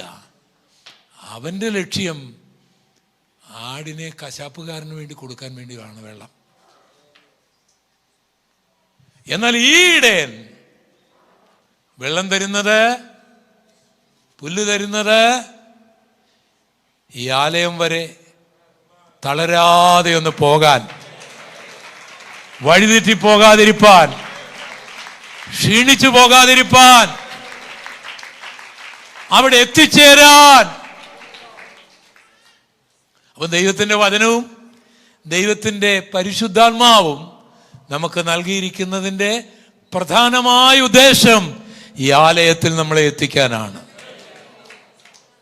അത് ആ വചനം നമ്മൾ ഭക്ഷിച്ചില്ലെങ്കിൽ, ആത്മാവിൽ നമ്മൾ നിറഞ്ഞില്ലെങ്കിൽ നമ്മൾ തളർന്നു പോകാം. ഒന്നാമത്തെ തളരുന്ന മേഖല അതിൻ്റെ 3-ാം വാക്യത്തിൽ എഴുതിയിട്ടുണ്ട്. എൻ്റെ പ്രാണനെ അവൻ തണുപ്പിക്കുന്നു. മതി. എന്താണ് ഈ പ്രാണൻ എന്ന് പറഞ്ഞാൽ? സൗരിമാർ പറഞ്ഞാട്ടെ, എന്താണ് പ്രാണൻ? അതെവിടെയായിരിക്കുന്നത്? കണ്ണിലാണോ, മൂക്കിലാണോ, കാലിലാണോ? സൗരന്മാർ പറഞ്ഞാട്ടെ, എവിടെ ഈ പ്രാണൻ ഇരിക്കുന്നത്? പ്രാണനുണ്ടോ? ഉണ്ട്. എവിടെയാണ് പ്രാണൻ ഇരിക്കുന്നത്? ആ ഹൃദയത്തിലാണ്. ഒരാളും കൂടെ അടുത്ത അഭിപ്രായം എന്ന് പറയുന്നതിന് കുഴപ്പമില്ല, പറഞ്ഞാട്ടെ. എവിടെ ഈ പ്രാണൻ ഇരിക്കുന്നത്? ഹൃദയത്തിൽ. ഒരാൾ പറഞ്ഞു. സൗരന്മാർ എവിടെ? ഹൃദയത്തിൽ. പിന്നെ എങ്ങനെ പറഞ്ഞു? തെറ്റാണ്. രക്തത്തിൽ. രക്തത്തിലാണ് പ്രാണൻ ഇരിക്കുന്നത്. ബൈബിളിലതുണ്ട്. മാംസത്തിൻ്റെ ജീവൻ രക്തത്തിലല്ലോ. അതുകൊണ്ട് നിങ്ങൾ രക്തം വർജിക്കണം. പുതിയ നിയമത്തിലെ പഴയ നിയമത്തിൽ നിന്നുള്ള ഒരൊറ്റ ഉപദേശമേ ഉള്ളൂ ഈ കാര്യത്തിൽ. ഭക്ഷണത്തിൽ, മാംസഭക്ഷണത്തിൽ രക്തം വർജിച്ചായിരുന്നു. ശ്വാസം മുട്ടിയത്, കൊന്നതൊന്നും കഴിക്കരുതെന്ന് പുതിയ നിയമത്തിലും നിയമമുണ്ട്. കാരണം എന്താണ്? രക്തത്തിലാണ് ജീവനിരിക്കുന്നത്. അതുകൊണ്ടാണ് രക്തം ഇങ്ങനെ എപ്പോഴും എന്ത് ചെയ്തുകൊണ്ടിരിക്കുക? സർക്കുലേറ്റ് ചെയ്തുകൊണ്ടിരിക്കില്ലേ? രക്തം ചെല്ലാത്ത മേഖലയിൽ എന്ത് സംഭവിക്കും? ഒരു ഡയബറ്റിക് പേഷ്യൻ്റെ കാല് മുറിക്കേണ്ട അവസ്ഥ വരുന്ന എപ്പോഴാണ്? അവിടെ ബ്ലഡ് സർക്കുലേഷൻ ഇല്ലാതെ വരുമ്പോഴാണ്. കാരണം അവിടെ എന്തില്ല? ജീവനില്ല. അപ്പം ജീവൻ എവിടെയാണ് ഇരിക്കുന്നത്? രക്തത്തിലാണ്. ആ ജീവനുള്ളത് കൊണ്ടാണ് നമ്മളൊക്കെ ജീവിക്കുന്നത്. നമ്മുടെ ശരീരത്തിൽ മരണം സംഭവിക്കുന്നത് ആ ജീവൻ മരിക്കുമ്പോഴാണ്. ജീവൻ മരിക്കുമ്പോൾ നമ്മൾ എന്ത് ചെയ്തു? നമ്മൾ മരിച്ചു. പിന്നെ നമുക്ക് ജീവിക്കാനൊക്കെയല്ല. മാംസത്തിന്, ഓർഗൻസിന്. അപ്പോൾ തന്നെ അങ്ങനെ ജീവൻ മരിച്ചു, ഒരാൾ മരിച്ചു, അയാളുടെ ഹാർട്ടോ കിഡ്നിയോ കണ്ണോ ഒക്കെ ആ ഒരു സമയത്തിനുള്ളിൽ തന്നെ എടുത്ത് ജീവനുള്ള ഒരാളിൽ വെച്ച് പിടിപ്പിച്ചാൽ അതെന്ത് ചെയ്യും? ഫങ്ഷൻ ചെയ്യും. അപ്പോൾ കാര്യം നിങ്ങൾക്ക് മനസ്സിലായോ? ജീവനുണ്ടെങ്കിൽ ഈ അവയവങ്ങളൊക്കെ ഫങ്ഷൻ ചെയ്യൂ. ജീവൻ നഷ്ടപ്പെട്ടാൽ അവയവം എടുത്ത് ജീവനുള്ളതിൽ വെച്ചാൽ ഉടനെ അതും ഫങ്ഷൻ ചെയ്യും. അപ്പോൾ അതാണ് പ്രാണൻ. അപ്പം പ്രാണൻ ചൂടാകുക എന്ന് പറഞ്ഞാൽ എന്താണ്? ചൂടാകുക എന്ന് പറഞ്ഞാൽ എന്താ? എല്ലാം ചൂടാകുന്നതാണ്. എല്ലാ ഇലക്ട്രോണിക് ഉപകരണങ്ങളും ചൂടാകുന്നതാണ്. അതിനെ കൂൾ ചെയ്യാനുള്ള ഫാൻ സിസ്റ്റം എല്ലാം ഉണ്ട്. നിങ്ങളുടെ കമ്പ്യൂട്ടറിനും അതുണ്ട്, എല്ലാറ്റിനും ഉണ്ട്, നമ്മുടെ ശരീരത്തിനും ഉണ്ട്. കൂളിംഗ് സിസ്റ്റം ഉണ്ട്. കൂളിംഗ് സിസ്റ്റം പ്രോപ്പറായി ഫങ്ഷൻ ചെയ്തില്ലെങ്കിൽ എന്ത് സംഭവിക്കും? എയർ കണ്ടീഷൻ പോലും കത്തും ഇല്ലേ? എയർ കണ്ടീഷൻ്റെ പരിപാടി എന്താണ്? തണുപ്പിക്കുകയാണ്. പക്ഷേ അതും കത്തിയ കേട്ടിട്ടില്ലേ? അതിൻ്റെ കാരണം എന്താണ്? അതിനെ കൂൾ ചെയ്യാനൊരു പരിപാടിയുണ്ട്. അതിൻ്റെ മോട്ടറുകളെ കൂൾ ചെയ്യാനുള്ളൊരു പരിപാടിയുണ്ട്. അതിൽ തെറ്റുപറ്റിയാൽ അത് കത്തും. അപ്പം നമ്മുടെ ശരീരത്തിലെ എല്ലാ അവയവങ്ങളും ഫങ്ഷൻ ചെയ്യുന്നത് ഈ ജീവനുള്ളത് കൊണ്ടാണ്. ആ ജീവൻ മരിച്ചാൽ ഒരവയവം വർക്ക് ചെയ്യില്ല. വർക്ക് ചെയ്യണമെങ്കിൽ എളുപ്പം അത് പറിച്ചെടുത്ത് ജീവനുള്ളവനിൽ എന്ത് ചെയ്യണം? പിടിപ്പിക്കണം, അല്ലെങ്കിൽ ഈ വ്യക്തിക്ക് ജീവൻ വരണം. അപ്പോൾ ഈ ജീവൻ, ഈ പ്രാണൻ ചൂടായാൽ എന്ത് സംഭവിക്കും? ചൂടായ എന്തൊക്കെ സംഭവിക്കുന്ന ആർക്കും അറിയത്തില്ല. ബ്രേക്ക് പൊട്ടിയൊരു വണ്ടി പോലെ ആയിരിക്കും. ചൂടായി പോകുന്നൊരു വണ്ടി കത്തുന്ന പോലെയായി പോകും. എന്ന് പറഞ്ഞാൽ നിങ്ങൾ കണ്ടിട്ടില്ലേ, വലിയ ബുദ്ധിമാന്മാരായിട്ടുള്ള ആൾക്കാർ. ഈയിടെ ഒരു നല്ലൊരു മനുഷ്യൻ ആത്മഹത്യ ചെയ്തില്ലേ? ബുദ്ധിയില്ലാഞ്ഞിട്ടാണോ? വിദ്യാഭ്യാസം ഇല്ലാഞ്ഞിട്ടാണോ? പണമില്ലാഞ്ഞിട്ടാണോ? ഏതോ ഒരു സ്ത്രീ എന്തോ പറഞ്ഞു എന്ന് കേട്ട് അദ്ദേഹത്തിനൊരു ഭാര്യയും മക്കളും ഒക്കെ ഉണ്ടെന്നുള്ള കാര്യങ്ങൾ മറന്ന് താൻ ആത്മഹത്യ ചെയ്തില്ലേ? എന്താ കാര്യം? പ്രാണൻ ചൂടായിപ്പോയി. പ്രാണൻ ചൂടാകുമ്പോൾ നമ്മുടെ ശരീരത്തിലെ ഓർഗൻസുകളൊന്നും പ്രോപ്പറായി ഫങ്ഷൻ ചെയ്യല. ആവശ്യമില്ലാത്ത ചില പ്രൊഡക്ഷൻ ഉണ്ടാകും, ഹോർമോൺ വ്യതിയാനങ്ങൾ ഉണ്ടാകും. അപ്പോൾ എത്ര വലിയ ബുദ്ധിമാനാണെങ്കിലും ചിലർ കോപാകുലരാകും, ചിലർ കൊലപാതകരാകും, ചിലർ ആത്മഹത്യ ചെയ്യും. കാരണം അവൻ്റെ കൺട്രോൾ അവൻ്റെ കയ്യിൽ നിന്ന് പോയി. ഞാനിവിടെ ഇങ്ങനെ ചിരിച്ചുകൊണ്ട് പ്രസംഗിച്ച് നിൽക്കുന്നതിൻ്റെ കാര്യം എന്താ? ഒരു കൺട്രോൾ എനിക്കുള്ളതുകൊണ്ടാണ്. ആ കൺട്രോൾ പോയാലോ ചിലപ്പോൾ ഞാൻ ഇത് എടുത്ത് നിങ്ങളുടെ തലയിൽ അടിച്ചെന്നിരിക്കും. അങ്ങനെ അടിക്കുന്നവരെ കണ്ടിട്ടില്ലേ? ഇപ്പം എൻ്റെ കൺട്രോൾ പോയി കഴിഞ്ഞാൽ പിന്നെ എനിക്കെന്നെ അറിയത്തില്ല. അതുകൊണ്ടാണ് വലിയ ആൾക്കാരൊക്കെ ആത്മഹത്യ ചെയ്തിട്ടുള്ളതും കൊലപാതകന്മാരായവരും ഒക്കെ. അവരുടെ പ്രാണൻ ചൂടായിപ്പോയി. ചിലരുടെ പ്രാണൻ ചെറിയ കാര്യത്തിൽ ചൂടാകും, ചിലരുടെ ഭയങ്കരമായ കാര്യങ്ങളായിരിക്കും. ചിലർക്ക് ഒരു പ്രേമനൈരാശ്യമായിരിക്കാം, ചിലർക്ക് കുട്ടികൾക്ക് റാഗിങ് ആയിരിക്കാം, ചിലപ്പോൾ ഒരു ഫെയിലിയർ ആയിരിക്കാം, അല്ലെങ്കിൽ ഒരു അഭിമാന പ്രശ്നമായിരിക്കാം. അപ്പോൾ ഓരോരുത്തരും ഓരോ നിലയിലാണ്. പക്ഷെ എന്താണെങ്കിലും പ്രാണൻ ചൂടാകുന്ന അപകടമാണ്. പ്രാണൻ ചൂടായാൽ മാനസിക രോഗിയാകാം, ബ്ലഡ് പ്രഷർ കൂടാം, ഷുഗർ ലെവൽ കൂടാം, ശരീരത്തിൻ്റെ അവയവങ്ങൾക്കെല്ലാം വ്യതിയാനങ്ങൾ ഉണ്ടാകാം, കോപമുണ്ടാകാം, ആത്മഹത്യ ഉണ്ടാകാം, എന്തുമുണ്ടാകാം. വളരെ ശാന്തനായിരുന്ന നിങ്ങളുടെ ഭർത്താവ് ചില സന്ദർഭങ്ങളിൽ ഭയങ്കര കോപിച്ച് നിങ്ങൾ കണ്ടിട്ടില്ലേ? അതിന് പുള്ളിയെ പ്രകോപിപ്പിച്ച് ഏതോ കാര്യം അതിൻ്റെ പിന്നിലുണ്ട്. കാപ്പിയുമായിട്ട് ഒന്ന് പോടി എന്ന് പറഞ്ഞിട്ടില്ലേ നിങ്ങളോട്? അതെന്താ പറഞ്ഞത്? പുള്ളി എന്തോ കാര്യത്തിൽ ഇങ്ങനെ ചൂടായിരിക്കുകയാണ്, പ്രാണൻ ചൂടായിരിക്കുകയാണ്. ഈ പ്രാണനെ തണുപ്പിക്കുന്ന ഏതെങ്കിലും ക്യാപ്സ്യൂളോ എന്തെങ്കിലും മെഡിസിനോ അല്ല ഇവിടുത്തെ മെഡിക്കൽ സ്റ്റോറിലുണ്ടോ? എന്നാൽ എൻ്റെ കർത്താവിൻ്റെ കയ്യിലുണ്ട്. പ്രാണൻ ചൂടാകുന്ന പ്രശ്നങ്ങൾ ജീവിതത്തിൽ ഉണ്ടാകും. യേശുവിനെ സ്വീകരിച്ചവർക്കും വചനം ധ്യാനിക്കുന്നവർക്കും ആത്മാവിനെ പ്രാപിച്ചവർക്കും മരണമില്ലാത്ത ആലയത്തിലേക്ക് പോകുന്നവർക്കും ഈ നല്ല ഇടയൻ്റെ കൈക്കീഴിലായിരിക്കുന്നവരുടെയും പ്രാണൻ ചൂടാകുന്ന പ്രശ്നമുണ്ടാകും. പക്ഷെ പ്രാണൻ ചൂടായാൽ ഇടയൻ്റെ ആടാണ് നീയെങ്കിൽ അതൊരു പ്രശ്നമാകുന്നതിന് മുൻപേ അവൻ തണുപ്പിച്ചിരിക്കും. ഹല്ലേലൂയ.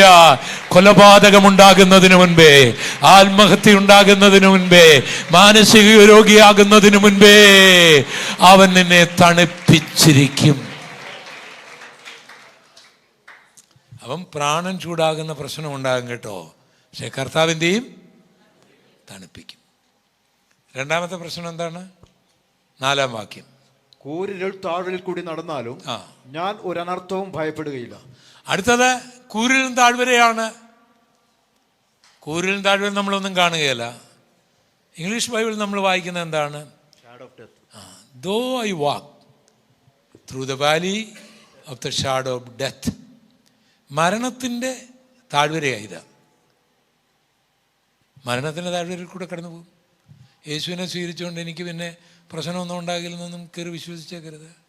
അതൊക്കെ പിന്നീട് പ്രശ്നമാകുമ്പോൾ പിടിച്ചു നിൽക്കുകയല്ല, മരണത്തിന് താഴ്വര വരും. പക്ഷേ ഇടയൻ കൂടെ ഉണ്ടെങ്കിൽ നീ ഭയപ്പെടേണ്ട. അവൻ നിന്നെ ആശ്വസിപ്പിച്ചിരിക്കും. എനിക്ക് കോവിഡും ന്യൂമോണിയയും കൂടെ ഒന്നിച്ച് ബാധിച്ചു, വാക്സിനൊക്കെ കിട്ടുന്നതിന് മുമ്പ്. ആൾക്കാരിങ്ങനെ മരിച്ചുകൊണ്ടിരിക്കുന്ന സമയത്ത് ഡോക്ടർമാർ പറഞ്ഞു കൈവിട്ടു. ഇവിടെ സാക്ഷ്യം പറഞ്ഞ രാജേഷും രാജുവും ഇവരെല്ലാം നിലവിളിച്ചും പ്രാർത്ഥിച്ചും കഴിഞ്ഞൊരു സമയമുണ്ട്. എനിക്കൊരാശങ്കയുണ്ടായില്ല, ഒരു ഭയവും ഉണ്ടായില്ല, ഒരു വിറയലും ഉണ്ടായില്ല. മരിച്ച എവിടോട്ട് പോകുമെന്ന് എനിക്ക് നന്നായിട്ട് അറിയാമായിരുന്നു. രക്ഷപ്പെടാൻ ആഗ്രഹിച്ചുമില്ല, ആഗ്രഹിക്കാതിരുന്നുമില്ല. നോർമലായിട്ട് എൻ്റെ ജീവിതം പോയി. പക്ഷെ ഇങ്ങനെ മയങ്ങിപ്പോയി എന്ന് മാത്രം. ഞാൻ സുവിശേഷം പ്രസംഗിക്കുന്നയാളാണ്, വിശ്വാസിയാണ്. എനിക്കിങ്ങനെ വന്നല്ലോ എന്നൊന്നും ഞാൻ ചിന്തിച്ചില്ല. എനിക്കും വരാം, ആർക്കും വരാം. മരണത്തിൻ്റെ ഒരു താഴ്വരയുണ്ട്. ആ വഴിയിലൂടെ ഈ ആലയത്തിൽ പോകാൻ ഒക്കൂ. പക്ഷെ അവിടെ ഒരു വിശ്വാസി ഭയപ്പെടുകയില്ല, അവനവിടെ വിറയ്ക്കുകയില്ല, അവനവിടെ പതറിപ്പോകുകയില്ല, അവനവിടെ കർത്താവിനെ തള്ളിക്കളയുകയില്ല. സ്തെഫാനോസിന്റെ നേരെ കല്ലേറ് വന്ന് അവൻ മരണത്തെ മുഖാമുഖമായി കാണുമ്പോഴും അവൻ യേശുവിനെ തള്ളിപ്പറയുകയില്ല, അവൻ കർത്താവിനെ കാണും. ചൂള 7 മടങ്ങ് കത്തിച്ചാലും അത് അണയാനോ ഇല്ലാതെ വരികയൊന്നും അവർ ചിന്തിക്കുന്നില്ല. വിടുവിച്ചാലും വിടുവിച്ചില്ലെങ്കിലും ഞങ്ങൾ കർത്താവിനെ തള്ളിപ്പറയുകയില്ല. ആ താഴ്വരയിൽ കർത്താവുണ്ട്. അപ്പം അതും കൂടെ കഴിഞ്ഞാലൊക്കെ നമുക്ക് അങ്ങോട്ട് പോകാൻ നോക്കൂ. അല്ല വെറുതെ ഒന്നും ചാടിക്കയറി പോകാൻ നോക്കിയല്ല. 5-ാം വാക്യം, എൻ്റെ ശത്രുക്കൾ കാണുക നീ എനിക്ക് വിരുന്നൊരുക്കുന്നു. അപ്പം ഈ യാത്രയിൽ ആരുണ്ടാവും? നമ്മൾ പ്രാർത്ഥിച്ച് ശത്രുവിനെ എല്ലാം അങ്ങ് പറപ്പിക്കുകയാണ്. പക്ഷെ എത്ര പറപ്പിച്ചിട്ടും ശത്രു പോകാതിരിക്കുന്നതിൻ്റെ കാര്യം എന്താണ്? നമ്മൾ ആദ്യം പറപ്പിച്ചവൻ പോയെങ്കിലും അടുത്ത 2 പിന്നെയും വന്നു. അതെന്താ കാര്യം? ഈ വഴിയിലൂടെ മാത്രമേ ഈ ആലയത്തിൽ പോകാൻ ഒക്കൂ. ഈ മുള്ളുകളുടെ ഇടയിൽ നിൽക്കാനുള്ള കൃപയ്ക്ക് വേണ്ടിയാണ് പ്രാർത്ഥിക്കേണ്ടത്. വല്ലതും മനസ്സിലായോ? ശത്രു എന്ന് പറഞ്ഞാൽ എന്താ? പരമാവധി ദ്രോഹം ചെയ്യുന്നവരെന്നാണ് എൻ്റെ അർത്ഥം. അല്ലാതെ വിശപ്പുണ്ടോ ബിരിയാണി കൊണ്ടുവരട്ടെ എന്ന് ശത്രു പറയുമോ? ഒരു ഗ്ലാസ് പാല് തരട്ടെ എന്ന് ശത്രു പറയുമോ? ഒന്നുമില്ല, 1,00,000 രൂപ ഞാൻ തരാമെന്ന്. നമ്മളെ ഏതെല്ലാം നിലയിൽ ഉപദ്രവിക്കാവുന്നോ അങ്ങനെ നിൻ്റെ വിളി അനുസരിച്ച് മിടുക്കന്മാരായ ശത്രുവിൻ്റെ കയ്യിലേ നിന്നെ ഏൽപ്പിക്കത്തുള്ളൂ. മനസ്സിലായില്ല? അവിടെയാണ് നീ ആത്മീകനാണോ അല്ലയോ എന്ന് മനസ്സിലാകുന്നത്. ഒരുത്തനെ അടിച്ചെങ്കിൽ മാത്രമേ നമ്മൾ മറുചെവിട് കാണിക്കുമോ ഇല്ലയോ എന്നറിയത്തുള്ളൂ. ഒരുത്തൻ ചീത്ത പറയുമ്പോൾ മാത്രമേ നമ്മൾ ശാന്തമാകുമോ എന്ന് നമുക്കറിയത്തുള്ളൂ. അതുകൊണ്ട് നമ്മൾ പൊന്നുപോലെ പുറത്തു വരാൻ നല്ല ഉപദ്രവിക്കുന്ന ശത്രുവിൻ്റെ കയ്യിൽ ഏൽപ്പിക്കും. ഇങ്ങോട്ട് പോകാനുള്ളവർക്കെല്ലാം ഇതുണ്ട്. പക്ഷെ ഒരു വിശ്വാസി അവിടെ പിടിച്ചു നിൽക്കും. അതിനുള്ള കൃപ കർത്താവ് കൊടുക്കും. ഹാമാൻ നിശ്ചയമായിട്ടും ഉണ്ടാകും. പക്ഷെ മോർദെഖായി പരാജയപ്പെടാൻ ദൈവം അനുവദിക്കുകയില്ല. ഹാമാൻ നിശ്ചയമായി നിയമങ്ങൾ ഉണ്ടാക്കിയിരിക്കും. പക്ഷെ മോർദെഖായി ലജ്ജിക്കുവാൻ ദൈവം അനുവദിക്കുകയില്ല. അടുത്തത് ഒരു കാര്യം കൂടി പറഞ്ഞ് ഞാനങ്ങ് നിർത്താം. തലയെ എണ്ണ കൊണ്ട് അഭിഷേകം ചെയ്യും. മതി. അപ്പൊ ഈ ആലയത്തിലേക്ക് പോകാനായിട്ടുള്ള വളരെ പ്രധാനപ്പെട്ട ഒരു കാര്യം അഭിഷേകമാണ്. എത്ര പേര് അഭിഷേകം പ്രാപിച്ചിട്ടുണ്ടെന്ന് കരമുയർത്തിക്ക്. അപ്പം ബാക്കിയുള്ളവർ പ്രാപിക്കണം. ഇന്ന് കർത്താവ് നിങ്ങൾക്ക് തരാൻ കഴിയും. വിശ്വസിക്കുന്നുണ്ടോ കർത്താവ് നൽകാനായിട്ട് കഴിയുമെന്ന്? അപ്പോൾ അഭിഷേകം നൽകുന്നവനാണ് നമ്മുടെ കർത്താവ്. പക്ഷെ ഇവിടെ പറഞ്ഞിരിക്കുന്ന അഭിഷേകത്തിന് വേറൊരർത്ഥമുണ്ട്. ഈ ആടുകൾ ഇടയിനിങ്ങനെ കൊണ്ടുപോകുമ്പോൾ ഇതിന് ഈ കൊമ്പൊക്കെ കിളുക്കുമ്പോൾ, ആടിന് കൊമ്പ് കിളുക്കുമ്പോൾ, കിളുത്ത് വരുന്ന സമയത്ത് ആടിന് ഈ കൊമ്പ് കിളുത്ത് വരുമ്പോൾ ഒന്ന് ഇടിക്കണം. അപ്പോൾ അതെന്നാ ചോദിച്ചാൽ ഈ വേരയിലും മരത്തിലുമൊക്കെ കയ്യാലയിലുമൊക്കെ ഇടിക്കും. അപ്പം കുറച്ച് കഴിയുമ്പോൾ ആടി നിർത്തിയിട്ട് കൂടെ നടക്കുന്ന ആടിനെ ഇടിക്കും. ഏതാട്? ഞാൻ ആദ്യം പറഞ്ഞ 2 ആടിൻ്റെ ഓർമ്മയുണ്ടല്ലോ. 2 കൊമ്പുള്ളവനും 1 കൊമ്പുള്ളവൻ്റെ ഇടിയെക്കുറിച്ച് ഞാൻ പറഞ്ഞില്ലേ? ഈ കൊമ്പ് കിളുക്കുമ്പോഴുള്ളൊരു പ്രശ്നമാണ്. അതുവരെ പ്രശ്നമില്ല. അപ്പോൾ ഇടിക്കും. അപ്പോൾ ചില ആടുകൾക്കുള്ള കുഴപ്പമെന്ന് പറഞ്ഞാൽ ഇടിയാണ് മെയിൻ ശുശ്രൂഷ. ചില ആടുകൾ പാവം ഇടി കൊള്ളാനും. ഇതിൽ ഏറ്റവും വലിയ ദുഃഖകരമായ കാര്യം, ഇടിക്കുന്ന ആടും ഇടി കൊള്ളുന്ന ആടും ഒരിടയൻ്റെ ആടുകളാണ്. എന്നാ ചെയ്യും ഇടയന്? തള്ളാൻ കഴിയുമോ? കൊള്ളാൻ കഴിയുമോ? ഇടിക്കുന്ന ആടും ഇടയൻ്റെയാണ്, ഇടി കൊള്ളുന്ന ആടും ഇടയൻ്റെയാണ്. ഇടിയില്ലാത്ത സ്ഥലത്തെ ഞാൻ പോകൂ എന്ന് ഒരാട് തീരുമാനിച്ചാൽ അവൻ അങ്ങനെ ഒരു സഭ വിട്ട് ഇടിയില്ലാത്തൊരു സഭയിൽ ചെന്നാൽ ആദ്യത്തെ ദിവസം തന്നെ അവൻ ഇടി കാണേണ്ടി വരും. അതൊരു പ്രവചനമാണ്. ഒരു മനുഷ്യൻ എന്നോട് പറഞ്ഞ കാര്യമാണ്, എന്നോട് നേരിട്ട് പറഞ്ഞ കാര്യമാണ്. അയാൾ ആദ്യമായിട്ടൊരു യോഗത്തിന് ചെന്നു. നല്ല യോഗമായിരുന്നു, നല്ല പ്രസംഗമായിരുന്നു. അവസാനം ഒരു കമ്മിറ്റി എന്തോ ഉണ്ടായിരുന്നു. കമ്മിറ്റിയുടെ അവസാനം അടിയായി. അപ്പോൾ ഇയാൾ എളുപ്പം ബൈബിളും എല്ലാം എടുത്തുകൊണ്ട്, ഗൾഫിലാണ്, ചാടി.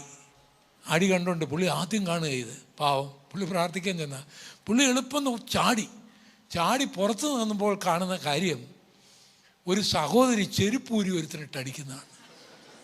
അന്നേരമാണ് പുള്ളിക്ക് മനസ്സിലായത് ആണാട് മാത്രമല്ല പെണ്ണാടും ഇടിക്കുന്നതാണെന്ന്. വരം മനസ്സിലായോ? ഇങ്ങനെ ഇടിക്കുന്ന സ്ഥലത്ത് പിടിച്ചു നിൽക്കാനുള്ള ഒരഭിഷേകമാണ് ഈ തലയിൽ എന്നുകൊണ്ടുള്ള അഭിഷേകം. അതെങ്ങനെയാണെന്ന് ഞാൻ പറയാം. അവൻ ചില ആട് ഇങ്ങനെ ഇടിച്ച്, ഞാൻ പറഞ്ഞല്ലോ, തലയൊക്കെ പൊട്ടിക്കും.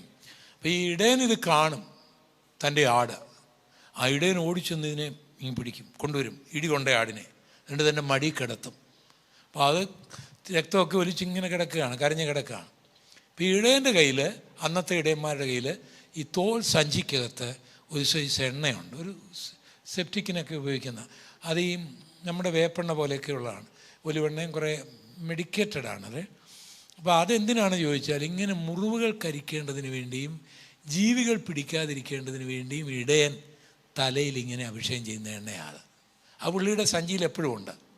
അപ്പോൾ ഇടി കൊണ്ട് ഈ രക്തം ഒലിപ്പിച്ച് കിടക്കുന്ന ഈ ആടിൻ്റെ തലയിലോട്ട് ഇത് പുള്ളി അങ്ങ് ഒഴിക്കും. ഈ ആദ്യം മണ്ണും ഒക്കെ ഒന്ന് മാറ്റി ഒന്ന് വൃത്തിയാക്കിയിട്ട് ഒഴിക്കും. അന്നേരം ഭയങ്കര ഒരു കൂളിങ്ങാണ്, ഭയങ്കര സന്തോഷമാണ്. അപ്പം മറ്റേ ഇടിച്ചവൻ ഇങ്ങനെ മാറി നിന്ന് നോക്കും. ഇത് ഇടയൻ്റെ മടി കിടക്കുന്നതുകൊണ്ട് അവനൊന്നും ചെയ്യാൻ ഒക്കെയല്ല. എന്നാലും അവൻ പറയും, നീ വരുവിടെ അടുത്ത് ഞാൻ വെച്ചിട്ടുണ്ടെന്ന് പറയും. ഇങ്ങനെ ഇരിക്കുകയാണ്. ഇവന് ഇടയൻ്റെ മടിയിലാണ് കിടക്കുന്നത്. ഇപ്പം മനസ്സിലായോ തലയിൽ എണ്ണ കൊണ്ട് അഭിഷേകം ചെയ്യാന്ന് പറഞ്ഞത്? എൻ്റെ 50 വർഷത്തെ ശുശ്രൂഷയിൽ ഞാൻ ഇടിക്കുന്ന ഒത്തിരി പേരെ കണ്ടു.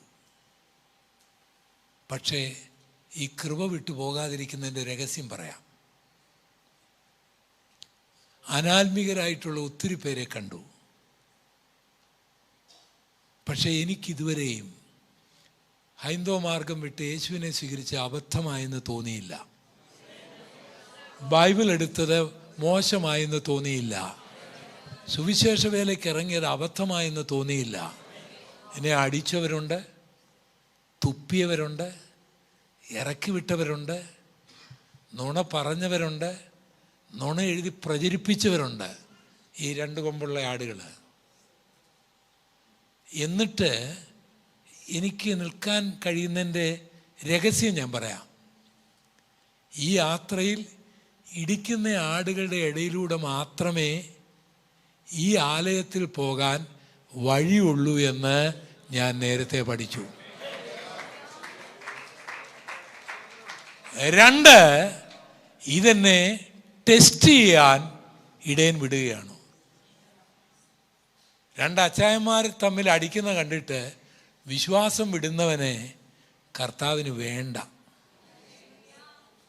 ക്രൂശിക്കപ്പെട്ട, തനിക്ക് വേണ്ടി ക്രൂശിക്കപ്പെട്ട് തനിക്ക് വേണ്ടി രക്തം ചൊരിഞ്ഞ് രക്ഷിച്ച യേശുവിനെ ഒരു പാസ്റ്ററുടെയോ ഒരു വിശ്വാസിയുടെയോ തെറ്റ് കാരണം ഉപേക്ഷിക്കുന്നെങ്കിൽ അവൻ യേശുവിനോടുള്ള സ്നേഹം എത്ര ചെറുതായിരുന്നു.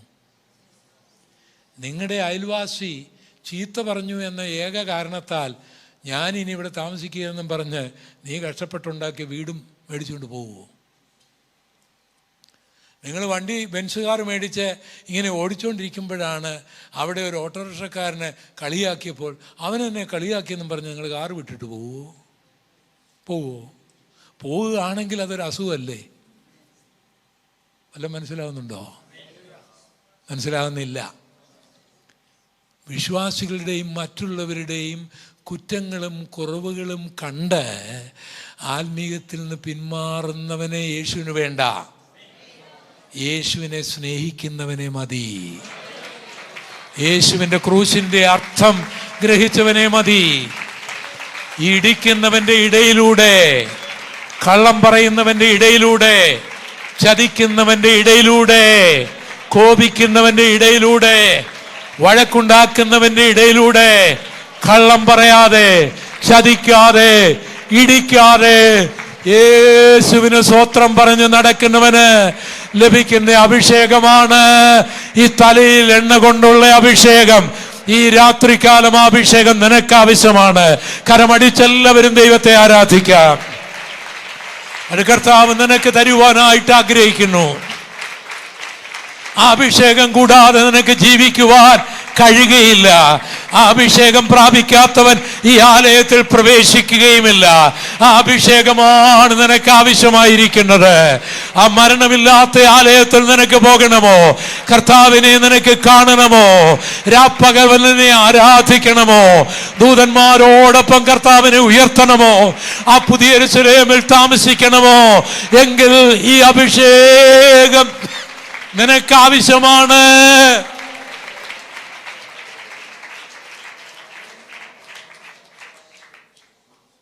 ഞാൻ വളരെ ശാന്തമായിട്ട് ചോദിക്കട്ടെ, ഇന്ന് ഈ കേട്ട വചനം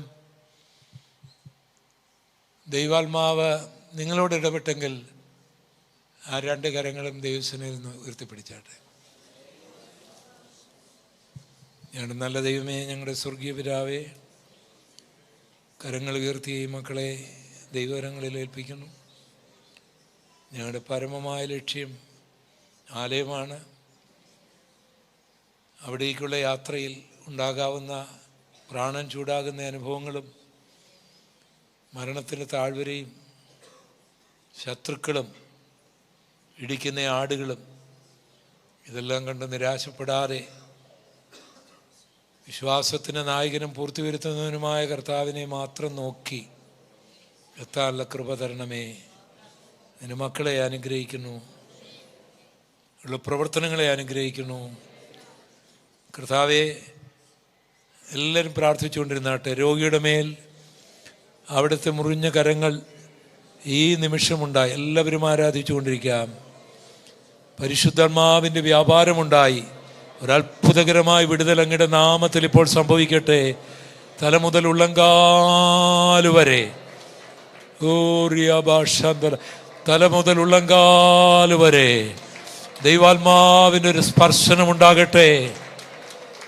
അസൗഖ്യം ഇപ്പോൾ വ്യാപരിക്കട്ടെ. അവിടുത്തെ അടിപ്പിണരുകളാൽ സൗഖ്യമുണ്ടെന്ന് അങ്ങയുടെ വചനത്തിലുണ്ടല്ലോ കർത്താവേ.